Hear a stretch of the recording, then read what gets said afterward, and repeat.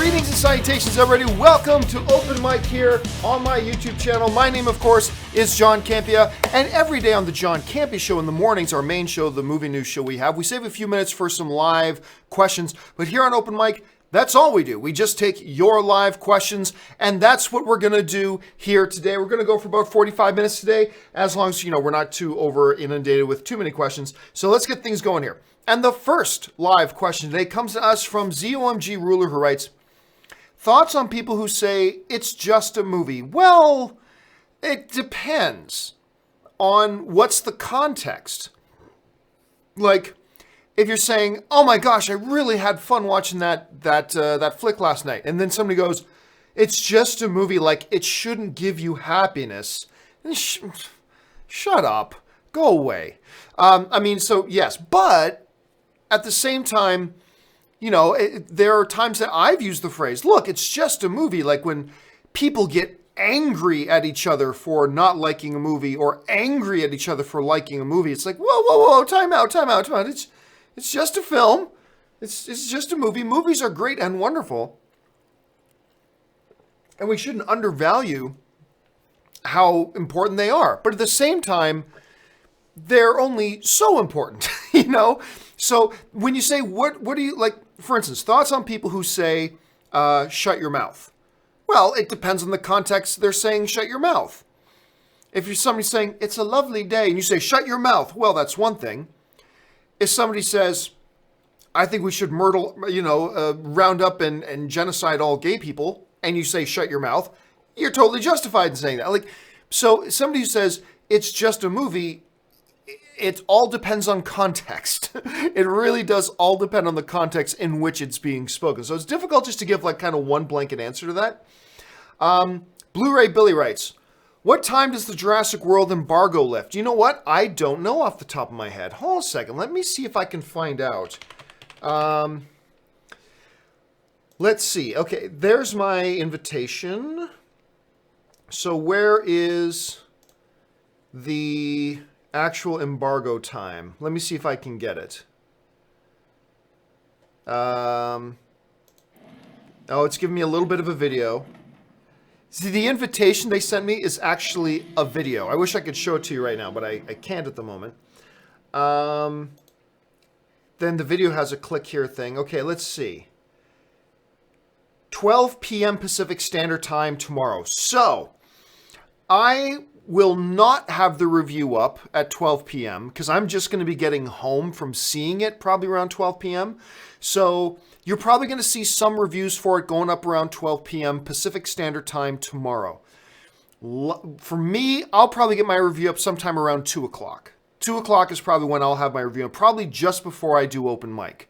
So that's probably when I'll have the Jurassic World review up at that point. So there you go. All right, let's see. Next up comes us from Luke1234, who writes, have you played both roller and ice hockey? Yes, I have. I mean, obviously, because I'm Canadian, it is law that we all play hockey. Not written on any law book law, but it is written into the law of nature. Being Canadian, we come out of the womb, we grab a stick, and we play some shinny. That's what we do. So we play hockey, and then what happens is, well, what do we do in the summertime? Well, we play roller hockey. So yes, I have played roller. I believe I played roller hockey in like school. I believe that was like one of the things we did for gym classes, just playing roller hockey. So yes, I've played both roller hockey and ice hockey. Thank you. Thunder Knight 19 writes, Wonder Woman 84, Big Brother is watching you. Don't laugh. That's kind of one of the first things that popped in my head as well, is 1984. But, yeah, I like, so here's the thing. We talked about it on the John Campea Show this morning. So DC puts out this graphic, WW84. Okay, so it confirms that the movie's going to happen in the 1980s. Fine. But was that is the title of the movie going to be Wonder Woman 84? Is that going to be the title? Or are you just going to call it Wonder Woman 2? So I don't understand why you have to put WW84. I really don't understand the logic behind that, but whatever. It's taking place in the 80s. And look, I think, and I expressed this on the John Campea Show earlier today, I think putting this movie in the 80s is the right move. And for several reasons, but the most important reason I think it's the right move is one of the things that allowed the first Wonder Woman movie to stand out was that it was isolated in time. It didn't have to worry about the baggage of any of the other DCE movies. You didn't have to worry about where's Superman, where's Batman, where's Cyborg, where's Flash, you didn't have to worry about all that. By taking place in the era of World War I in the first film, they were able to just keep the focus on Wonder Woman. And by doing it in 1984, they're also going to be able to do that. So that makes sense to me. I think it's a good move. We'll see how it actually all works out. All right. Next up comes to us from Luke1234, who writes, thoughts on Behind the Mask, The Rise of Leslie Vernon. Oh, I don't think there's a movie pundit out there who has talked more about Behind the Mask, The Rise of Leslie Vernon than I have. Now, maybe I haven't talked about it in like a year or so, but I talk about this movie all the time. It was never in theaters. At least it never got like a wide theatrical release. And for those of you who don't know anything about Behind the Mask, The Rise of Leslie Vernon, I highly recommend watching it. It is a spoof observational film about the nature of the horror genre. So here's what it is. There's really two parts to this movie, the first two acts and the third act. And the first two acts is there's this documentary team looking into, okay, let me back it up for a second. Behind the Mask, The Rise of Leslie Vernon imagines the world where supernatural serial killers like Freddy, Michael, Jason were all real, okay? So imagines the world that these supernatural serial killers were all real. They existed. So this documentary team starts following this guy named Leslie Vernon, who is on a quest, if you will, to become the next great supernatural serial killer. And it interviews him about his preparation for becoming and doing all this kind of stuff. And it's very funny. Both because it's a great observation of the actual horror genre. And number two, just because it's hilarious. It's absolutely hilarious. Look up the trailer on YouTube for Behind the Mask, The Rise of Leslie Vernon trailer. It's fantastically funny. And then what happens is, when you get a little bit into the third act, it throws a switch, and it goes from being a documentary style movie into an actual just narrative movie, and it just becomes a horror movie now playing out everything that Leslie Vernon had talked about in the first two acts. It's weird to try to explain. The best I can say is just watch it. It's wonderful. It's a low-budget little indie movie that was done so beautifully and so well. I love this film. If you have not seen it, Behind the Mask, The Rise of Leslie Vernon, make sure you check it out. All right. Cameron Belgrade writes, have you watched the behind-the-scenes video of the stunts from Mission Impossible Fallout? No, I haven't watched that yet. I think this Tom Cruise guy may have a future in movies. Yeah, I mean, look, the older Tom Cruise gets, and I think he's in his 50s now. Hold on a second. How old is Tom Cruise? I think he's in his 50s now. Gosh, he's well into his 50s. He's heading towards 60. He's 55 years old now, right?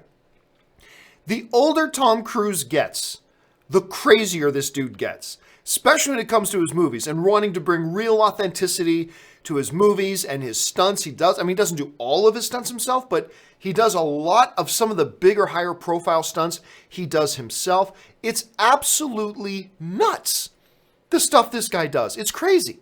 Whether it's the helicopter stuff, the jumping from buildings things. I have not seen this latest video. I heard about it, but I haven't watched it yet myself, so I can't comment on it. But yeah, the dude is nuts. And I gotta admit, the craziness makes me appreciate what his movies are just a little bit more. It really does. Okay.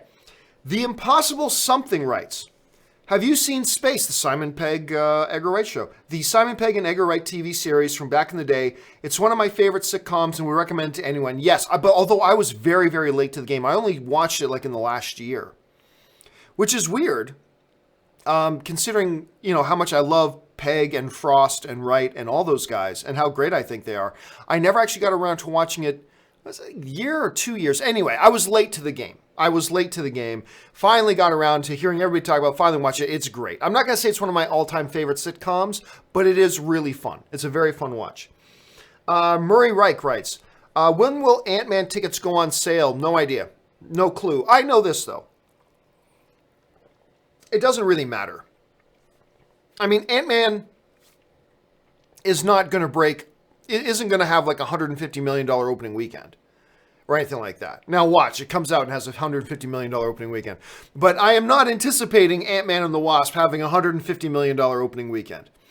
So therefore, I think, regardless of when tickets go on sale, I think you're going to have an okay time. As long as you buy your tickets a week in advance, I think you'll be fine getting it. If you want to go opening night, I really don't think you're going to have much trouble going opening night, as long as you buy your tickets like a week in advance. I think if you buy like at least 1 week out, you should be fine. I don't think this is going to be a Black Panther situation. I don't think this is going to be an Avengers Infinity War situation where, hey man, you waited till 10 days before the movie? You're out of luck. Like, I think you'll probably be fine. So the answer is, I don't know when the tickets go on sale, but I don't really think it matters. As long as you buy them at least a week in advance, you're okay.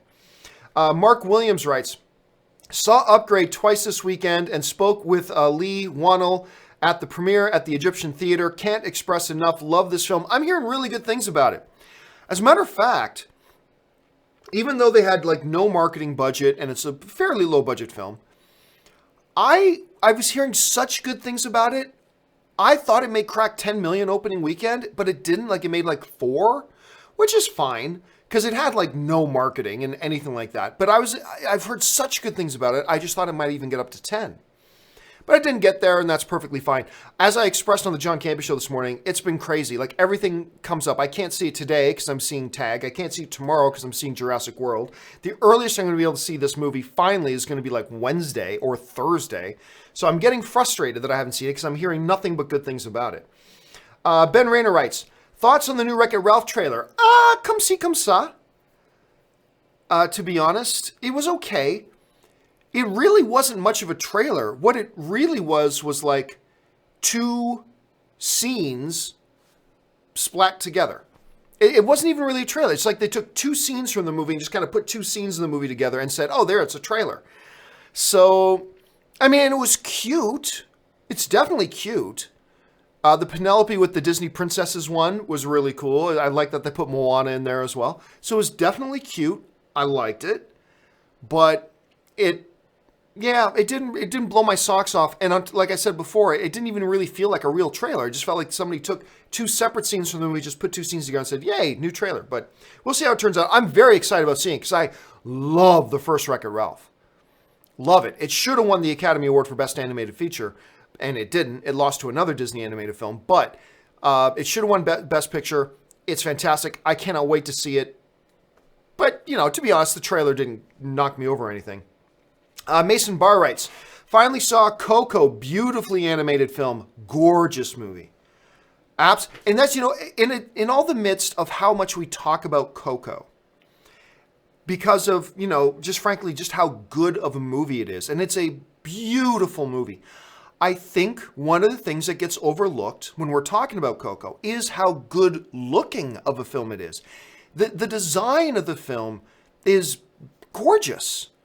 It's just gorgeous. Like, you could take a frame out of almost any moment of that movie and just hang it on your wall as a piece of art. It's a beautifully designed, beautifully illustrated, beautifully animated movie. On top of the fact that it's just a great movie, period, it just looks breathtaking. And like I said, I think we get caught up, understandably so, in talking about how wonderful the movie is, how emotional it is, how fun it is, all that kind of stuff, that we forget to talk about just how good looking visually the movie is. And you're right, it's a gorgeous movie. All right, let's see here. Murray Reich writes, why are there still many non-Regal, AMC, Cinemark, etc. theaters that do not do online mobile ticketing? Who wants to wait outside in a long line? Oh, I don't know. And here's the thing. It's not like it's difficult to sell tickets online. It's not like it's some big, hard process. It's a pretty easy thing to do to set up an online ticketing system. And why there are still some theaters that don't do that, or at least partner with an Atom Tickets, or at least partner with a Fandango, or at least partner with something like that, so their tickets to their theaters can be sold online. I don't know why. There are still some in LA that you can only get a ticket by walking up to the booth and buying a ticket. Now, granted, there's not tons of them. But the fact that there are any of them still is a little bit of a head scratcher to me. Dakota Barber writes, saw Hostiles over the weekend. The Christian Bale film. Great movie. And in my top Christian Bale performances, he was phenomenal, especially in the last 15 minutes. No, Bale was great. That's another film that I was a little bit late to the party. Most people had already seen it by the time I did. But yeah, I was like, wow, like Bale is awesome. Bale's so good. Now, I had no problem that I don't believe he got nominated for Best Picture for that. And I had no problem, or nominated for Best Actor for that. And I had no problem. I mean, you could have nominated him for Best Actor that year, and I wouldn't have had a problem with that either. But I also didn't have a problem. It's right on the border, so I didn't mind that he wasn't nominated. I wouldn't have minded if he was. But either way, it is a terrific performance. Really, really good. If you have a chance to see it, make sure you check it out. Let's see. Farlow126 writes, hey, John. Do you buy the theory that the Force was growing in Rey because Luke had cut himself off from the Force? No. Here's the thing. Too many people... There are people out there who want to look at the Force, and this is just my opinion, but like it's a plant. It's alive and it grows, but there's no sentience about it. It's not self-aware. It's just a thing. That you can manipulate and use if you want. That has never been my understanding of the nature of the Force. The Force, there's a sentience to the Force, I believe. And, when people, I will always argue with people till I'm blue in the face about people complain that Rey was too powerful. No, she wasn't. She was that strong in the Force because the Force chose for her to be that strong in the Force. Period. You can't be strong in the Force unless you have training. Who says? Luke had no training. All right? Luke had no training. He had 5 minutes in Ben's hut sitting on a thing swinging his lightsaber around. Oh, look, a lightsaber. Then he had 15 minutes on the Millennium Falcon with a probe thing. Doom, doom, doom, doom. That's it. That's it. Kid used the Force to blow up the Death Star. Then he had a few days with Yoda on Dagobah. And everybody wants to talk about she had no training. So what? The Force was just that strong in her because that's what the Force chose to do. Just as the Force was just that strong in Kylo Ren. Kylo Ren had tons of training. Yeah, he did. But the Force balanced that out. The stronger Kylo got, the Force wanted to bring balance. The light, because that's what Snoke said. Darkness rises and the light rises to meet it. So the stronger Kylo got necessitated the Force to manifest itself all that more strongly in Rey. Any argument to the contrary is just making up arguments for the sake of making up arguments. They explain it in the movie. Snoke says, darkness rises and the light rises to meet it. The stronger that Kylo got, the Force would manifest itself all the more strongly in Rey. It's just that simple. It's funny, I never heard anybody talk about or complain about how powerful Snoke was. For all we know, Snoke never had a minute of training, but nobody complains about how powerful Snoke was. They all complain about how strong Rey was, when in reality, Rey wasn't even all that strong. What did Rey do?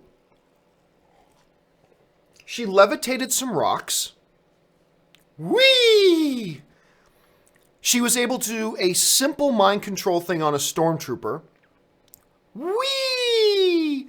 The only thing that really showed her having any true strength was her combat ability, but the Force Awakens basically told us on a giant piece of paper, Rey has been fighting in hand-to-hand combat her whole life just for survival. And yet there's still some people aghast that she knows how to fight in melee combat. Oh, wow, if only the movie had shown us that she's been doing this her whole frickin' life. If only the movie told us that she had been doing that, fighting for her life, not training, fighting for survival with a stick her whole life. If only the movie had told us that. Oh, wait, that's right, it did tell us that. So, I mean, so I get these arguments with friends of mine, right? I got one friend in particular who, good buddy of mine, and we go back and forth all the time, but good buddy of mine who just will not get off this thing. Well, Rey shouldn't have been that strong because she didn't have training. I'm like, what part of the Force don't you understand? Well, how would she be able to have a fight? What part of Kylo Ren was dying from a bowcaster blast to his belly from Chewbacca and was already wrecked and tired, and Rey had been fighting with melee combat her entire life, and the Force was manifesting itself through her? What part of that don't you understand? And so he and I go back and forth, and it's fun. But anyway, I'll just never get that. I will never understand how people can't wrap their heads around that. It's astonishing to me. But there you go. That's the fun of debate. See, there's a good example, right? You can passionately debate, like me and my buddy do, about this, right? We can passionately debate about it and go, what, are you crazy? What part of this do you not understand? We can passionately debate, and yet we're buddies and we're having a good time debating. That's the nature of Star Wars fandom. At least that's the nature of what it should be. That's the nature of what it should be. But anyway. So no, I don't buy into that theory. Because Rey comes out, it imagines the Force as this inert thing that, just one path of the river got closed off, so it just naturally started flowing another direction. And that's not the way I see the Force or how I've understood the Force in the movie universe. So I don't personally ascribe to that at all. Let's see. Dakota Barber writes, also watched Disaster Artist on Prime today. Thought it was a really good movie and found it inspiring, oddly enough. No, it is. That's one of the funniest things I said about coming out of Disaster Artist was that in its own really weird way, it's a very inspiring movie. Because here you've got, let's face it, you've got this idiot. Like this Tommy Wiseau, right? Like most of us idiots. And he's just got a dream. How convoluted or far-fetched his dream may be, he is just a dude with a dream. And he pursued it and pursued it and pursued it. Now, maybe the dream didn't work out the way he imagined it, but he became a world-famous filmmaker. And his movie was known all over the world to the point that other big movie stars make a movie about him. So maybe it wasn't what exactly he had in mind. But it's like what Wayne Gretzky, the greatest hockey player of all time, maybe the greatest professional athlete of all time, once said, you miss 100% of the shots that you don't take. You know, because Don Cherry, for those of you who are Canadian, you probably never heard of Don Cherry. He's this famous, especially in Canada, revered hockey analyst, right? He used to be an NHL coach. But he would always say, when I would watch him on Hockey Night in Canada and watch him on Coach's Corner, he would always say, good things can happen when you throw the puck at the net, right? So that kind of ties into Wayne Gretzky's thing about you miss 100% of the shots that you don't take. But hey, sometimes you take a shot and you're aiming for the top corner and a beautiful laser shot and you shoot and that's what happens. But sometimes weird things happen, like you shoot it towards the net and it bounces off two different guys and then trickles over the line to become a goal. So sometimes it doesn't work out the exact way you planned, but good things can happen when you throw the puck at the net. Good things can happen. And I think Tommy Wiseau is a really good example of, hey, if you've got a dream and you chase it with all of your heart and all of your passion, maybe it won't work out the way you expect, but maybe it'll still work out in a different way. And I remember I thought about that for days after I came out of The Disaster Artist. A movie that's not designed to make you think about it for days, but I thought about that for days after I saw it, about how, it's weird, this dude that I've always just considered a laughing stock of a dude, this Tommy dude, but then you watch The Disaster Artist and you realize, you know what, there are things to laugh at him about, sure. But he's a guy who had the guts and the conviction to all in chase his dream. And it didn't work out the way he probably expected, but good things happened as a result of wholeheartedly chasing your dream. That's not to say it'll always work out chasing your dream. I'm sure there's a lot of people in Los Angeles that'll tell you chasing your dream doesn't work out sometimes, maybe most of the times. But good things can happen if you throw the puck at the net. And you're right. It is an oddly inspiring movie. And it's a little bit weird that way. But it's worth watching just on that basis alone. Thanks a lot for that, Dakota. All right. We move on now to Corboko, who writes, the Disney Easter eggs in Wreck-It Ralph 2 is making me want crossover movies between properties. Muppets, Star Wars, anyone? Yeah, it is. It is funny. They are going very heavy on the pop culture references. The neat thing about the first Wreck-It Ralph, here's a good example. Take the first Wreck-It Ralph and then take the Emoji Movie. Two completely different philosophies of how to use pop cultural references. Wreck-It Ralph takes pop cultural references and figures out narrative importance for them to work them into their movie. Q*bert didn't just pop up and say, hey, look, everybody, it's Q*bert. No, they actually had him do something. The Beard Man, the Candy Beard Man, whatever his name was. Like, they didn't just say, oh, look, everybody, it's that guy. No, they came up with a narrative purpose for him and worked him into the movie. Zangief from Street Fighter. They didn't just say, hey, look at Zangief. No, they came up with a narrative purpose for him to play a role in the film. Pop culture references became woven into the fabric of the movie and worked on a narrative level, heightening the entire movie experience. Then you take something like the Emoji Movie that completely disregarded the whole notion of working it into a narrative importance in the film and just went, look, everybody, Facebook. You know Facebook. Look, everybody, Snapchat. You know Snapchat. Look, everybody, it's that video with the kitten. You know that video with the kitten. And it just vomited out pop culture references. And that became the backbone of the entire movie. And it's like, no, this is just stupid. All you're doing is spewing pop culture references. Whereas a movie like a Wreck-It Ralph was actually taking pop cultural references, infusing them into the narrative of the film, and giving them narrative purpose to the film, making them a part of the movie, not just something vomited into the movie, like the way Emoji Movie did. So watching Wreck-It Ralph 2 and you're seeing all these pop culture references and all these characters popping up, you know they're going to have a role to play. Like, you can already clearly see that in the Vanellope scenes, right? With the Disney princesses. With the Disney princesses, you can already see that playing out. So I'm looking forward to seeing how they do that again in Wreck-It Ralph 2. All right, let's move on now. Shane Hill writes, thoughts on Fences, starring Denzel Washington and Viola Davis. I love that movie. Those scenes between him and his wife, along with him, I was going to say him and his son were especially good. Yeah, I love the movie. Absolutely loved it. Another killer one for Denzel Washington. Another killer one for Viola Davis.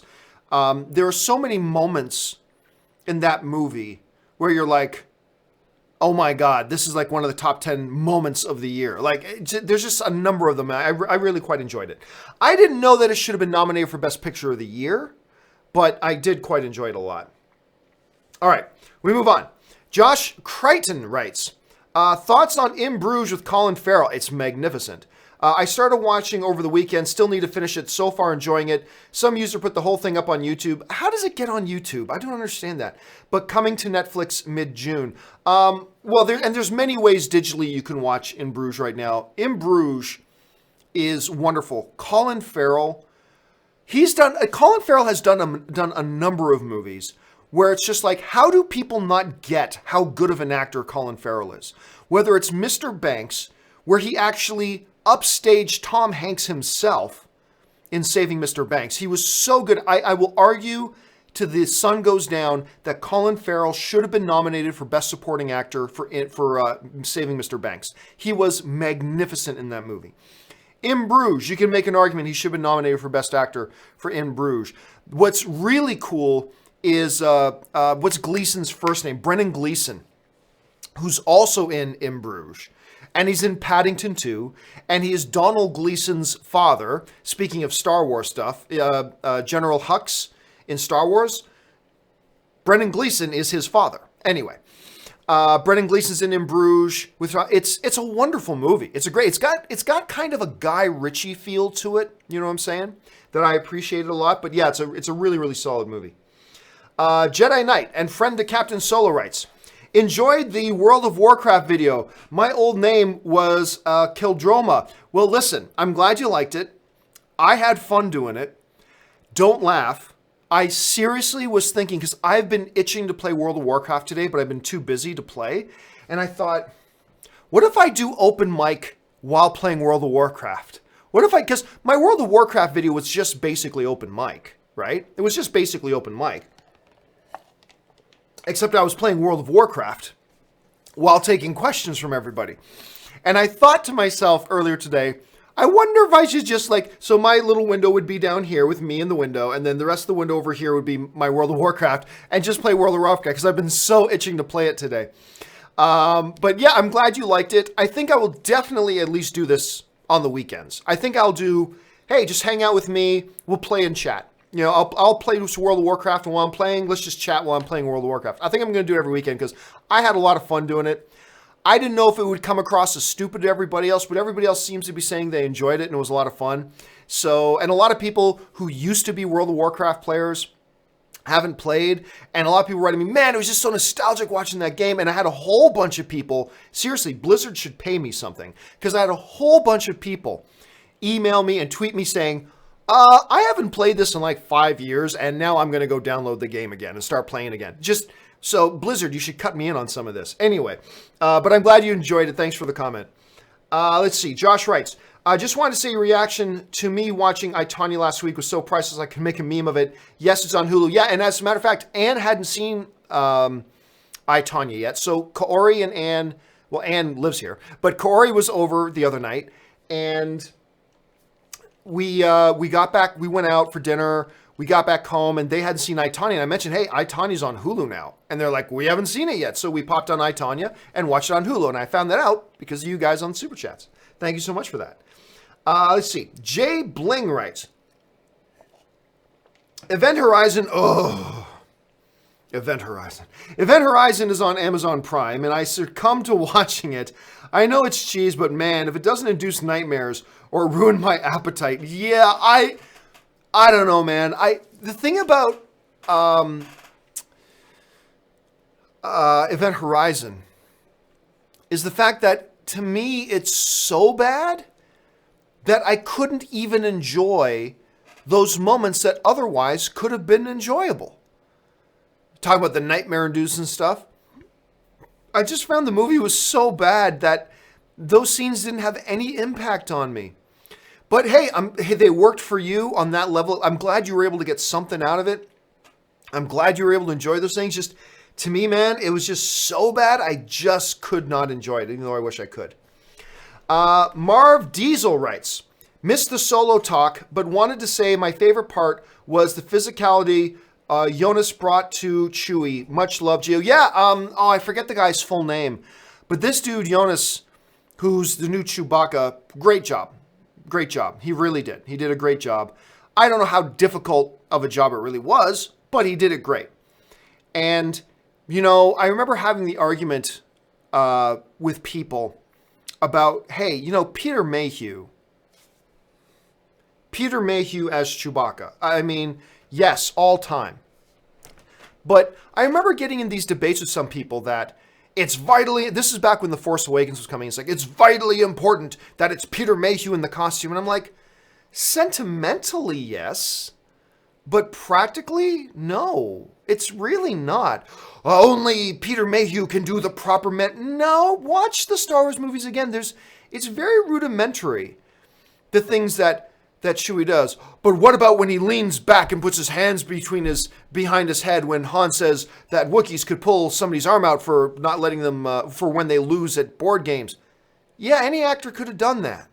Like, I get it. Like, hey, look, I got to meet Peter Mayhew, and I was like in awe. Like, oh, it was awesome being able to meet Peter Mayhew. He is Chewbacca of the original trilogy. Forever, I will just, yes, Peter Mayhew, but let's not pretend like nobody else could have gotten in the costume and done it. He's the one that did it, but let's not pretend nobody else could have. That's not to say he didn't do great. He did. But Joonas coming in, he did a great job as Chewie. And again, it also could have been somebody else, but it was Joonas, and he did the job. And I thought he did a very good job. Let's see. Oops. Let's go back. How far back do we need to go? Okay, here we go. Josh Creighton writes, John Campea Open Mic is brought to you by the Italian movie monster himself. John Campea, because he has an infectious smile, just like Kermit the Frog. Does Kermit the Frog smile? That's actually, there's a big philosophical question in there. Does Kermit the Frog actually smile? I don't know. I know he can look frustrated. They do a good job bringing his when he wants to look frustrated. But all he does is open his mouth for being happy. He just goes, yay, when he's happy. So I don't know if Kermit the Frog smiles. That's a really good philosophical discussion to have. Rob Lau writes, went to see the 50th anniversary screening of 2001: A Space Odyssey last night. Absolutely fantastic to see it on the big screen again. Yeah, I mean, I did not get a chance to run out to see it when it was playing again in theaters, but that's like one of those films that, now fortunately, over a decade ago, I did have a chance to see 2001 on the big screen. So yeah, and it is one of those movies that you should see on the big screen at least once if you get the opportunity, because it's just one of those films. I'm glad you had the chance to do that, Rob. Patrick Conway writes, I believe what happens, Leia, Leia, I believe what happens to Leia should Billy Lord's decision. Are you saying you believe what happens to Leia should be Billy Lord's decision? It will be respectable to the Fishers, but there's still stupid pricks who will blast their choice. Well, yes. I mean, I've been saying, one of the topics that's been coming up lately is we're getting close to when we're going to find out what Lucasfilm is doing with Leia. I still think they're going to write the character out, and I think that's a mistake. I think what they should do to honor Carrie Fisher and to honor the character is you recast the character. You know, I've made this argument 100 times. I will make it again. To me, it is a spit in the face of Carrie Fisher's legacy to go, oh, Carrie's not here to finish it off? Well, just throw the character away then. But the plan was for Leia to fulfill, as the character Leia, the plan was for Leia to build up to have this big shining moment in episode 9. You've already told us that. Like, Carrie Fisher worked a lot of years and then worked very hard to get back into shape to bring Leia back to us in The Force Awakens and all that kind of stuff. And you want to throw the character away? And you think throwing the character away is the right thing to do? You think Carrie Fisher would stand for that? I mean, Carrie Fisher should be able to trust that we, the fans, and them as Lucasfilm would pick up the ball for her and carry it across the finish line for her. Instead of saying, screw the Leia character, throw it away now. It's idiotic. To me, it's idiotic. I know there's a lot of people who feel that way. I respect that. But to me, it's just unfathomable. It's just dumb to me, the idea. Anyway, there are a lot of people who feel otherwise. So no matter what Lucasfilm decides to do, there's going to be a lot of people mad. It is a no-win situation for Lucasfilm. There's going to be a lot of people mad either way. And what I have been saying for a few days is the one thing that I think can get most people on board on both sides is that regardless of which way they decide to go, like I think if they decide to recast the character, if Carrie Fisher's daughter comes out and says, I am for this and I believe this is what my mother would want, I think most of those people who don't want them to recast Leia would go, that's fine then, we're on board. I think if they decide to not recast Leia and write her out, I think if Carrie Fisher's daughter comes out and says, I'm for this and I think this is what my mom would want, then a lot of people on my side of things, I think a lot of us would go, okay then. If you say so, you were Carrie's daughter, and if you think this is what you guys want, then I'm okay with it. And I think she's the one who could probably now. But like you're saying, it's not going to shut everybody up. There are going to be some morons who don't want Princess Leia's character recast and want Leia's character thrown away, who even if Carrie's daughter comes out and says, this is what we think is best, are still going to complain. There are morons on my side of the argument who, even if Carrie Fisher comes out and says, no, we don't want the character recast, then there's some morons on my side of things that would probably still go, well, too bad. Blah, blah, blah. But I think the vast majority of fans on one side or the other would come together on it if after Disney announces their decision and they get Carrie's daughter to include a statement, like if when they put out the press announcement saying, hey, Princess Leia is not going to be appearing in episode 9, and we're going to have a special thing in the opening credits of the movie to honor Carrie Fisher and blah, blah, blah. And if included in that statement was a statement from Carrie's daughter supporting that decision, I think myself and a lot of people on my side would go, okay, we can live with that. And vice versa. If they put out an announcement saying, we are very thrilled to announce that Meryl Streep, a good friend of Carrie Fisher's, who portrayed Carrie Fisher in a movie once, and they were good lifelong friends. She's stepping up to honor Carrie Fisher, to take over the role for her. And then they include in that statement a statement from Carrie Fisher's daughter saying, my mother couldn't have been happier about this, blah, blah, blah. Then I think a lot of the people, the majority of the people who don't want the character recast would go, okay, we can live with this. I think it would bring most of us together. Whichever way it goes, I think if Carrie's daughter speaks out, I think a lot of us would get on board. You're right, though, there would be extremists on both sides of the argument who would still want to be, shit disturbers. That's going to happen. That's life. But I think most of us would probably get on board with it. Just a thought. Okay, let's see. Hudson Smith writes, hey, John, favorite American fast food restaurant? Ooh, favorite American fast. See, my favorite fast food restaurant is Harvey's, which is a Canadian fast food restaurant. I will say Wendy's. Yeah, I'll probably go Wendy's. Maybe Carl's Jr. Carl's Jr., their Western burger is pretty good. I haven't had one in like a year, but I know I love those Western burgers. I'll lean, you know what? The Frosty breaks the tie. Wendy's Frosty breaks the tie, so I'll go Wendy's. I only have Wendy's like once every 2 months or so, but I do enjoy it, so I will say Wendy's is my favorite American fast food restaurant. Tasty Waffle, what a name, I love it. Tasty Waffle writes, are you fond of the films of Akira Kurosawa? He is my all-time favorite director. Oh yeah, I mean, we just about, I think last month, we did a thing on my show where we talked about like 6 or 7 of his films, stuff like that. I mean, everybody, he is probably the most influential non-American director on Hollywood of all time. I don't think you could ever point to another non-American director who had a bigger influence and continues to have a major influence on North American filmmaking and Hollywood filmmaking like Kurosawa did. I mean, it's just he did. And some of his best films are the films people never even heard of. But yeah, absolutely. Let's see. Taki75 writes, just realized Infinity War opens and ends with a distress call. Oh, yeah. I mean, okay, that's not really a spoiler. The very first moment of the movie is a distress call. The last moment of the movie is... I didn't even think about that, Taki. That's a very good point. You're right. I didn't even think about that. That's a very good observation. Comic Doctor writes, hey, John, will they ever reboot Star Wars? Yes. I feel very safe in saying yes. But the key word there is ever. Don't expect it to reboot in the next 5 years. Don't expect it to reboot in the next 10. Ever? No doubt. I have no doubt that probably in my lifetime, we will see Star Wars rebooted. And I'm fine with that. I'm fine with it. Because, like I say with every idea of a reboot, if it's good, then yay, we have more new good movies. If it's not good, then yay, we still have the originals.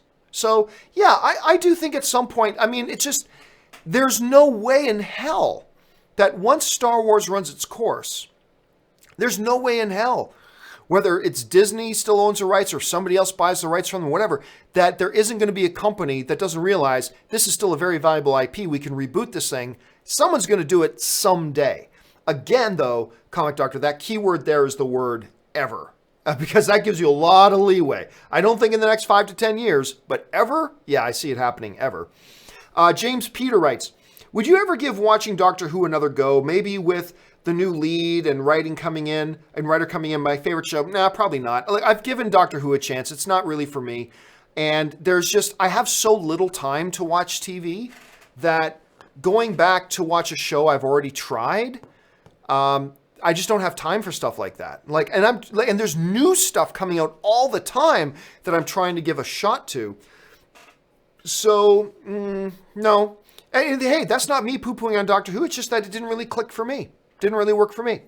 I love that it has such a huge fan base. I love that it has such a passionate fan base. I'm just not a part of it, and that's fine. But no, there's just too much stuff that I don't... There's stuff out there that I do like that I don't have time to watch. So I'm not about to use any more of my time to go back to a show I've already tried and didn't like. So, or at least didn't really work for me. That's all. And by the way, I have family members who actually one of Anne's cousins, we were at this Filipino wedding. I had my barone on and everything. Went to this Filipino wedding, and it's Anne's cousin got married. And they had a total Doctor Who theme to the wedding. They had a Doctor Who theme to the wedding. I mean, so even in my family, the Doctor Who love runs deep. So yeah, there's that. ZOMG Ruler writes, Vertigo or Citizen Kane? Citizen Kane, easy for me. Jonathan Martinez writes, thoughts on the Ant-Man shrinking down into Thanos' ear and killing him theory. Could it be in the film for pure fan service? No, the writers wouldn't let that happen. They would just come up with a way that Thanos is so strong that if, that Thanos' body structure is just so much more powerful than Ant-Man's body, that if he tried to re-expand inside Thanos' ear, he would just kill himself.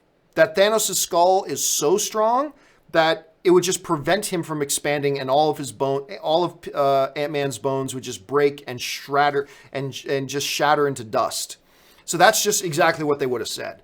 He's just too powerful of a being. Even his fleshy brain matter would be stronger than Ant-Man's bones, is probably what they would say. So, good try, but I don't think it would actually work. I don't think the writers would let it work that way. Stephen Rowley writes, in World War II, do you think we might get an Easter egg that says Thomas and Martha Wayne killed in a paper? You could. I'm trying to think about, it depends on how old. Yeah, because if you say that Bruce is already 11, 12-year-old Bruce Wayne,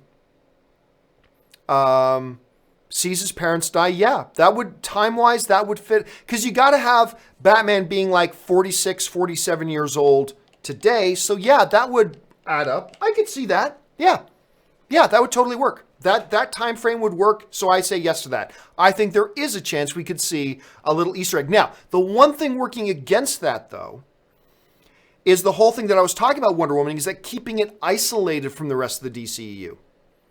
Now, you could make the argument that the first movie starts and ends with the letter from Bruce. So there's that. So, yeah, I'll go out on a limb and say, I bet you will see a little vague reference to big socialites, the Thomas and Martha Wayne. Why'd you say that name? Thomas and Martha Wayne die in grisly mugging or something like that. Yeah, I could totally see that happening. That works. Let's see. Ryan Duffy writes, thoughts on Blues Brothers? My favorite. Well, what's there to say about Blues Brothers that hasn't been said a billion times? We're on a mission from God. I mean, it's the Blues Brothers, man. It's one of the all-time classic greatest things Hollywood has ever done. It's the Blues Brothers. So I'm not really sure what I could say about it that hasn't been said already. But you know what? There are still, because the movie's so old now, there are a bunch of people who've never watched it. I mean, I can't even remember was I even born? I honestly, this is the thing, I can't even remember when it came out. Blues Brothers release date. Blues Brothers came out in 1980. There you go. So I was 7 years old when the Blues Brothers came out. So it's old enough now, it's almost 40 years old, that there are a lot of people out there who haven't seen it. And Ryan, they should, because it's one of the all-time classics. Okay. Raymond Verada writes, check out Hearts Beat Louder trailer. It's a father-daughter band movie starring Nick Offerman and Kiersey Clemens. Opens this weekend. I've never even heard of it. Hearts Beat Louder with Nick Offerman, Ron Swanson himself? I've never even heard of it. You know what? I'm not going to watch it right now, clearly, but let me just bring it up. Oops, I cannot do that. Hold a second. Let me just bring it up on my browser over here so I can hearts beat louder trailer so I can have it queued up to watch a little bit later. I love Nick Offerman, by the way. Ann and I we were a little bit we were tired but not sleepy yet the other night, so Ann and I just popped on Hulu and put on Parks and Rec and just watched like 4 episodes of Parks and Rec. Man, I miss that show so much. I miss Parks and Rec so much. And Nick Offerman as Ron, one of my all-time favorite television characters. So yes, I have not even heard of this movie. I will check it out as soon as I'm done the show here. All right. Maybe one name writes, seriously tempted to buy the $800 Lego Millennium Falcon. What's the stupidest purchase you've ever made? Oh, stupidest purchase I ever made. Huh. You know, gosh, I don't know. See, I'm actually a very frugal guy. Like, I'm a very frugal guy. Like, you know, I did a walkthrough here the other day, and you see I've got a $300 microphone. You can have cheaper microphones, but I really wanted a shotgun mic that was out of picture frame and blah, blah, blah. So I spurred some money, but I am so frugal. Like, honestly, I have needed a new computer for about 6 months now. And I kid you not, if Ann was home, I would bring her on screen right now to completely verify this. Every night that I go to bed, you know, I pop on the TV, and I grab my tablet, and one of the first things I do every night is I price out new computer rigs. And I've done it for 6 months, and I still haven't pulled the trigger on it. Before I bought a new camera, I researched cameras for months before finally pulling the trigger on it. I don't do a lot of impulse buying. I say frugal, probably the better word is cheap. I'm pretty cheap. And so yeah, boy, you know, there are purchases I've made that I may regret later because as it turns out, I didn't even use it. Like for instance, I bought this one camera that I use. It's over here. It's not this one, but it's the one over there. It's the Canon XC15. It's a 4K camera. It was like a $2,500 camera, right? And I made the decision to grab it. And I'm glad I bought it because I needed another camera, but I wanted it to be my primary camera. And as it turns out, I think this $800 camera I have that I bought, the same type of camera I've been using ever since the AMC days, is called the Canon G30. I ended up liking the image of this one just a little bit more. So now this $2,500 camera I bought sits over there, and I only use it when I have a guest in the studio. Otherwise, it just sits there. So I'm like, I probably should have just bought another $800 Canon G30 instead of a $2,500 Canon XC15. So that I have like some regrettable purchases like that, but I'm not an impulse buyer. That's why, even though you guys saw it, I had Ann on my show, and she told me straight up, I can buy the Thanos. I can buy the Hot Toys Thanos if I want. And I still haven't done it because I'm so cheap and I'm so frugal about spending money on stuff like that. It's a little bit crazy. Let's see. I'm not even going to say the name because it's stupid. Yeah, anyway. I get the reference. I get it's a reference to Happy Time Murders, and it's great, but I don't like the username, to be quite frank with you, so I'm not going to read it. Troll Puncher writes, I love that name. I believe that the negative fan feedback, no matter what fandom, is a reflection on the political state of the nation, i.e. Roseanne Barr. It seems people just want to spew hate. Keep up the good work. It's not just that. I think it is a little bit more than that. And I appreciate the comment, by the way. I think there is a little bit more than that. Look, the fact of the matter is, and I've talked about this before, is that we have a built-in human tendency to feel very defensive about our opinions.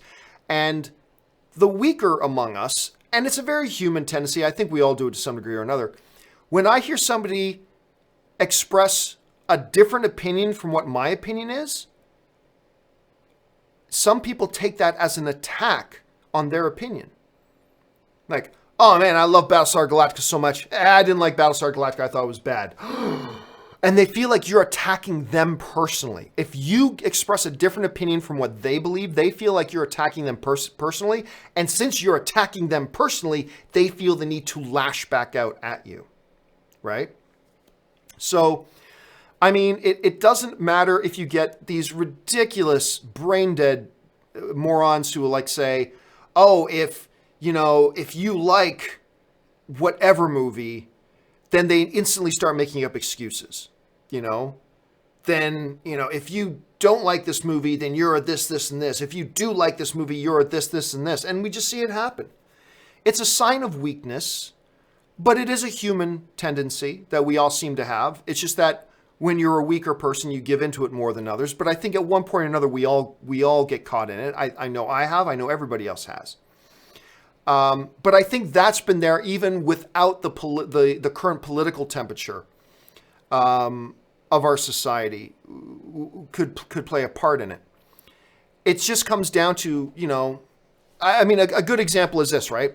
Somebody hates the new Star Wars movies. I like the new Star Wars movies. He said he likes something that I said is bad. I got to make something up. You're paid by Disney. Really? And then they go on with that. Or when I said I like Justice League, I had a bunch of people going, Justice League's garbage. How you like cashing those paychecks from Warner Brothers, Campea? I'm like, really? Like, are you that sad and pathetic that you can't wrap your head around that if somebody likes something that you don't, there has to be an ulterior motive? You can't grasp that? I mean, it's a sad thing, but it's a human thing. It's a human thing. And I think that stands even apart from the political climate. I don't think the political climate does the situation any favors, but hey, it is what it is. Eric writes, it's frustrating hearing The Last Jedi was divisive with an A cinema score, 91 ratings on Rotten Tomatoes. It was divisive among hardcore Star Wars fans and is a small segment in comparison to the general movie-going audience. First of all, well, I mean, it's difficult not to recognize, to whatever degree it is, whether it's a great degree or a small degree, it's difficult not to recognize the divisiveness it did cause. Now, whether it was divisiveness of a 90-10 divide, of a 85-15 divide, of a 70-30 divide, of a 60-40 divide, whatever. It's difficult to say one way or the other. But yes, the cinema score, it did get an A-rate cinema score, which is the only, I say this with every movie, good or bad, it's the only user review thing that counts. Because all the other user review ones, IMDb, Rotten Tomatoes especially, it's been proven that they can just be bombarded and faked. I mean, it happens. Cinema Score is the only one that is actually physically there at the movie theaters, verifying, talking to people coming out of the movie theaters, verified people who have verifiably seen the film and getting their first reactions. It's the only one that counts. And again, then the people who see The Last Jedi and don't like it, some of them, the minority, some of them, just like they look at the critic scores and they go, well, you must have been paid off. Or they just like the movie. There's a revelation for you. No, it can't be that. Those critics, all of them have been paid off by Disney. Oh my God, we're living in idiocracy. Like, we're living in idiocracy. Now, fortunately, that's just the minority of people. But they have the loudest voices, unfortunately. But at the same time, you do have to recognize, like, you can't be around the communities without recognizing whichever degree you think it is, super tiny or moderate, there is a division. It did cause a division. And you got to recognize that. And you have to acknowledge it. And, it's been around long enough. Now, granted, I do believe it's a minority, but it's real. Being a minority doesn't, invalidate it. Just because it's the minority does not mean it's invalidated. I'm in the minority in a bunch of different movie debates, and just because I'm in the minority doesn't mean my position's invalid. Nor is anybody who really didn't like The Last Jedi, for whatever their reasons are, Just because they're a minority does not mean their position is not valid, and they don't validly cause a divide. It's valid. And, but it is weird. It is weird seeing a film, the dichotomy of that. It's very rare that you see those type of extreme numbers. And it is a rare situation, something that I think, people who really love pop culture are going to be looking at the issue of The Last Jedi, probably for a long time. And we'll see how it goes. Let's see. Dakota Barber writes, out of McDonough's movies, which do you like best? 3 Billboards for me. Such a raw, surprising movie, and how great McDormand was. I love 3 Billboards. 3 Billboards, to me, was absolutely, ridiculously good. Hold on, let me just pull something up here, because I forget the name of the guy. 3 Billboards. Hold on a second here. An unnecessarily long name. 3 Billboards Outside of Ebbing, Missouri. They probably should have come up with a better title than that. But it's really funny because we were just talking a little while ago about In Bruges, which is so bloody brilliant at the same time. 7 Psychopaths I liked, but I didn't love. So I'm probably going to have to go 3 Billboards as my favorite of his. I think 3 Billboards is my absolute favorite. I adore that movie so much. It's just so powerful. And I think a lot of people never got what the point of the movie was. I'm not saying, people didn't like it. They just didn't get it. That's what I'm saying. There are people who love this movie that I think even missed the main theme. And the main theme is how anger begets anger. And I think that's what the whole idea of the movie was. It was about the cycles that anger creates. And every single character in that movie was trapped in their own circle of anger. And that anger gets passed on to the next. And they received their anger from somebody else. And it sets directions and it sets paths. It's about when do you break the cycle of anger and what the anger does to you. It's so fucking genius. It is a brilliant movie. I'm going to go with you on that and say 3 Billboards. Just about out of time here, but I think I only got a few others. Okay, I'm just going to, instead of saving any of these for the companion video, let me just try to get through as many of these now as quick as I can. If you haven't sent in a question, please don't send in any more. I'm going to try to get through the remaining ones that we have here. Jake Vidmar writes, I know you focus on movies much more than video games, but would you ever consider attending E3? Probably not. I know this, so Anne goes, because she works with Hasbro. My buddy Ryan is going. Ryan, who's coming over to crash the night here because he's going to go see Jurassic World with me in the morning. I know a lot of people that go to it. Probably not. I'm not going to go and stand in a line. I don't do lines. So I'm not going to go and stand in a line to play a video game. My friend was telling me he was in a line for 2.5 hours to play a few minutes of a video game. I was I'm not going to do that. So probably not. Probably not. Maurice Cook writes, should they reboot Star Trek the motion picture? Well, they've already, at some point, someday, sure. Right now, no. They've got movies they've got 2 individual movies in process right now. So, someday, yes. Right now, nah. Let's see. Jonathan Martinez writes, do you think they'll mention it in the film for a laugh? I don't know what we're talking about, Jonathan. Yeah, sorry. Do I think they'll mention it in the film for a laugh? I have no idea what movie we're talking about. Sorry about that, Jonathan. Damian McPherson writes, do you think if Spider-Man is not used for Avengers 4, will the MCU then use the remainder of its 2 films to make a trilogy? I would prefer that instead. I don't think so. I don't think there's any chance that we don't see Spider-Man in Avengers 4. We are absolutely seeing Spider-Man in Avengers 4, no doubt about it. And final question of the day, Crazy Mr. Fizzle writes, why did the Hulk seem so weak in Avengers Infinity? I'm guessing you mean Avengers Infinity? How are there so many theories of him being the one to stop Thanos? Can he power up more? Well, first of all, he wasn't weak in Infinity War. He was fighting Thanos, who was wearing an Infinity Gauntlet with the Power Stone in it. And to everybody who says, but the stone, he wasn't using the stone. Hey, look, we already saw in the movie. Every time he added a stone to it, he experienced what we would call in video games a power-up. Whenever he dropped in a stone, he basically leveled up. It was like the quickening. Like if you remember, for those of you guys who watched the original Highlander, every time he dropped into stone, it's like he got the quickening.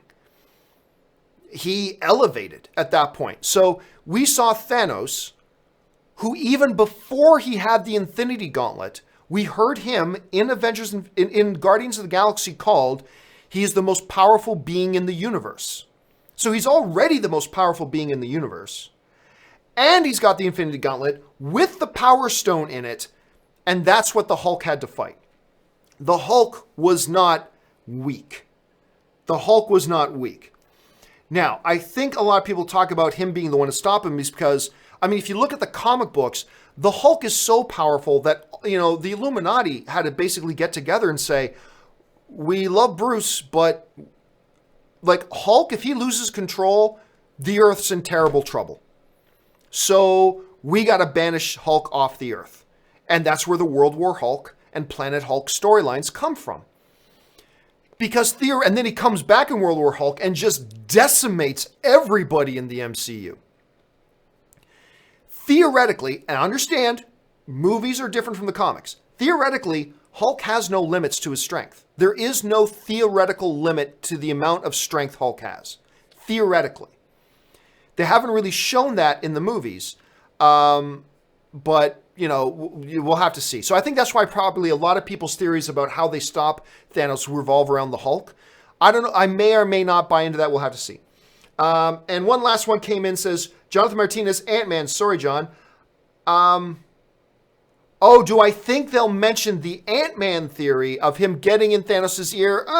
No, because most of Ant-Man takes place prior to the events of Infinity War.